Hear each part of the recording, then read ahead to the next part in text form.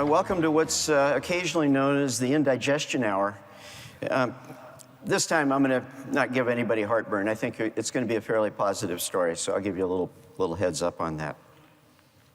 A lot going on in the world, a lot going on in the economy. Let's see if we can pack the economic side of it into a few short slides to give you a sense of where we think things are going to come out, and then let's turn to franchising, because we do have a fair amount of information that I think you'll find helpful and actionable in some way as we go through the year. Start with the world. Overall, the economic balloon in the world is losing air, but it's not going to crash to the ground anytime soon, it doesn't appear. The current estimate of worldwide GDP is 3.2. The OECD just came out a couple days ago and lowered that to 3.1. There's a lot of uncertainty flowing around, and that uncertainty is not just in the US with what we have going on here, but it's also across the world, and some of it's caused by what's going on in the US. Speaking of the US, the estimate for GDP for the year is 1.9%. I'll come back to that in a moment. What's underneath all of the issues associated with trade wars and real wars and all of the things that are affecting how people are viewing things? It was mentioned in Matt's panel this morning. Underneath it all, if we learned nothing else from the last election, it's that consumers are very sensitive to inflation. What's happening with inflation? You see two lines on the chart on the left. One of them, the orange, is the headline inflation, and headline inflation excludes energy and food, because those tend to be fairly volatile. The other line, the PCE index, includes food and energy. And the point I'm making with this is what's driving inflation right now to a greater extent are things other than food or energy. And that's going to be problematic as we look throughout the year, especially as it relates to the international ping pong that we're playing at the moment. That is driving a lot of concern at the consumer level. Result, consumer spending is kind of very flat. It's very hesitant, and understandably so. Neither consumers nor businesses like uncertainty. It's reflected in consumer sentiment. The University of Michigan's just released a consumer sentiment poll of how consumers are viewing things. It's dropped as much at the fastest rate that it has since 1991. Their estimate of inflation in the same survey is it increased in as much as it has in the last, I think, since early 2021. In other words, inflation and consumer concerns and how they're going to behave, and business concerns, are largely driven by how they're currently feeling on sentiment. And this is reinforced. The Conference Board came out with their consumer survey just a few days ago, and it reflects more or less the same thing. As a result, on the job side in the US as a whole, in January, we created 125,000 jobs. Not a particularly big number by historical standards. In February, 151,000 jobs. I'll come back to those two numbers in a moment as well. And I guess on the unintended consequence, but on the positive side, wage growth the pressure on wage growth is dramatically dropping. All right, let's turn to what franchising is all about. Because if that's the backdrop, if that's how both the US and the world economy are kind of moving through this year, what does it mean for franchising? Well, let's start with where franchising is at. The Outlook report, the IFA Franchise Economic Outlook report that we did in conjunction with IFA, showed a very positive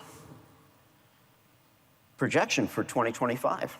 As you can see, 20,000 units, 210,000 jobs created, 4.4% output.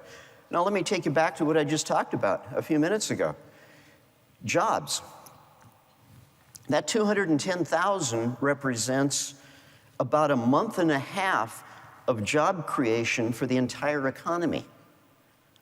That's material. Franchising is having a big influence in how the overall economy is doing. And part of what's driving that?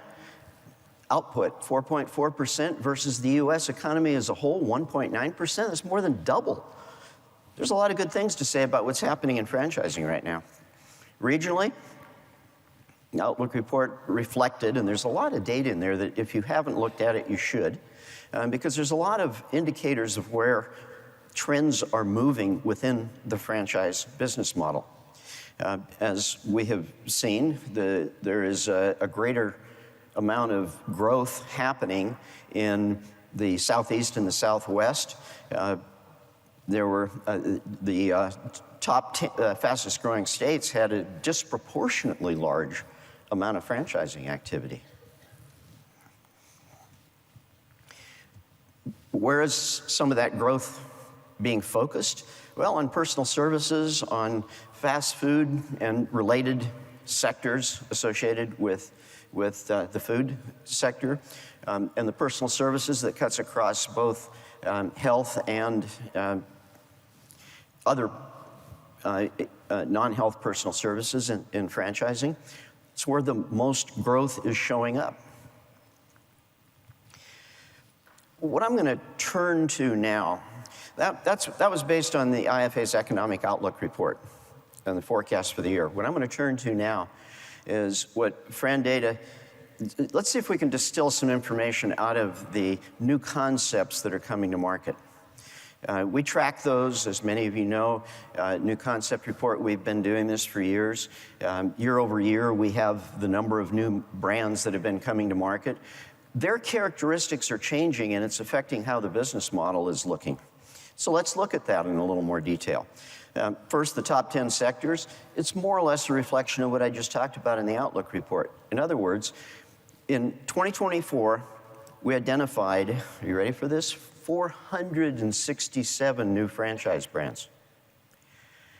Now, to be clear, we found them in 2024. We consider any brand that we found for the first time in 2024 but was franchising any time in that year or the prior 2 years as being a new concept to us. And we've been consistent with that measure over the course of years. So in 2024, those 467 brands, the highest concentration of where those new brands were by sector, fast food, health, fitness, very much mirroring what I just talked about, where the existing unit growth is showing up from the Outlook report. So we're seeing the behavior in franchising following where those opportunities are. Now we can dig a little deeper, though. Where's this coming from? Who's behind those 467 brands? Well, year over year, if we look back, we're going back to 2017, we're showing the mature brands creating affiliates. And that's increasing, and it's a rather dramatic increase. Nearly a quarter of all those 467 brands are affiliate brands for connected to existing brands. Some of that, of course, is driven by PE. Some of it is, let me back up a moment. Some of that is driven by platform companies that have brands that they are now, instead of trying to reshape the model that they have, are trying to adapt to changing consumer behavior. So they're creating an affiliate brand that is altering what their offering is. And a lot of that, as I said, is coming from PE firms, from platform companies. But we're seeing a lot of this change going on where we have franchisees that are creating or buying franchisors. We have franchisors that are creating or buying franchisees. We have suppliers that are doing the same thing, either with franchisors or franchisees. So it's quite an amalgam of change that we're seeing evolving as these new brands are coming to market, and a substantial number of them are backed by some level of experienced franchising capability. But we can dig deeper. Of those 467 brands, if we look at what they're coming to market with now, the average investment is down. In other words, they're shrinking the requirement of investment with the model that they're bringing to market. Now, 2.5% decline from 24 compared to 23 doesn't seem like a lot, but look at some of the sectors and how much they've changed. 20, 30%. They're taking a lot of money out of the investment, and that's affecting, obviously, what the model is that they're bringing into, coming to market with. Square footage for those in the residential and commercial footprint side of things, even more dramatic change between those 2 years. On average, 29% decrease in the square footage that they're coming to market with. And I think that's what's driving a fair amount of that affiliate brand approach. It's just too hard to reshape an existing, and certainly a legacy brand, so they're doing it a different way. All right, with that as sort of what we're seeing, how everything is changing within the franchising business model, let's take a look at what it all means for 2025. When we conduct annual surveys, franchisor survey and franchisee survey in conjunction with the IFA, that gives us a vantage point on what's top of mind concerns. Now, this shouldn't be perceived by you as, oh, this sounds negative, but it's merely, what are the things that the franchise community is concerned about? And it continues to be labor at the top. And I must say, if you look at those two top-line numbers of 26% that franchisors in the franchisor survey and franchisees said in the franchisee survey, isn't it nice to see where franchisors and franchisees agree? Just spot on here. If we look down a little bit on the franchisor side, they're talking about weak sales. They're talking about inflation. They're talking about cost of goods. Those are the things that they're focused on in helping franchise systems. If we look at the franchisee side, number 2, managing costs. Slowdown in demand. More or less saying the same thing. So there seems to be a lot of alignment, both with franchisors and franchisees, of the things they're most concerned about as they look at reshaping their business plans for 2025. Let's go to sales side a little bit and give a little more of a historical perspective. We've been doing franchisor and franchisee surveys for a while now. And one of the more consequential outcomes of those surveys is the rather rapid rise in the concern around sales. Doesn't that mirror what I just talked about in the economy as a whole and the consumer sentiment and the hesitation built around the uncertainty of where we are today? So we're talking about things and we're thinking about things the right way. If franchisors and franchisees are both seeing the same things and feeling the same things. Now, to be clear, it's not even. It's distributed across sectors and across individual brands quite differently. And as this shows, sector-wise, food, baked goods, QSR, inflationary concerns are impacting them disproportionately more than some of the other sectors.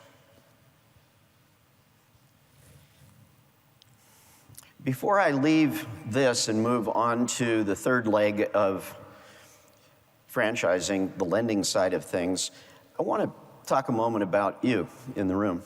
As many of you know, FranData has spent a lot of time and effort tracking multi-unit operators, who they are, what they're investing in, where they're growing, how they look, how they're operating within franchise systems and across franchise systems. And we've identified and tracked and now have information on over 40,000 multi-unit operators. So you're a nice population of that 40,000, and as I would estimate, one of the more informed parts of that community. One of the things I would note here is the change over time that we're seeing in the growth of the larger, more concentrated multi-unit operators. The bigger getting bigger. The other point, and Matt spoke to this briefly in the panel discussion, is the multi-unit, multi-brand operators. A big change as we're seeing in that. Over 6,000 franchisee operators are multi-unit, multi-brand operators.